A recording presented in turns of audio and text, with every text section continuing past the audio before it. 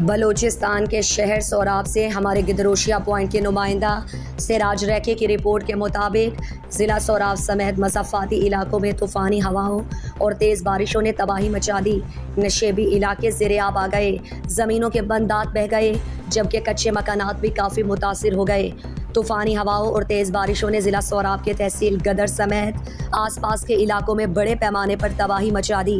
جبکہ تیز بارشوں کے بعد سیلابی صورتحال پیدا ہو گئی اور نشیبی علاقے زیر آب، کچے مکانات متاثر اور زمینداروں کے ٹماٹر اور پیاز اور دیگر تیار فصلیں بھی تباہ ہو گئیں، جبکہ بہت سے زمینوں کے بندات بھی سیلاب میں بہہ گئے۔ مقامی لوگ اپنی مدد آپ کے تحت پانی کا رخ دیہاتی علاقوں سے تبدیل کر رہے ہیں اور کئی علاقے کے کچے راستے بھی خراب ہو گئے اور تحصیل گدر کے مختلف علاقوں میں بھی بجلی سپلائی معطل ہو گئی، جس سے لوگوں کو کافی مشکلات کا سامنا ہے۔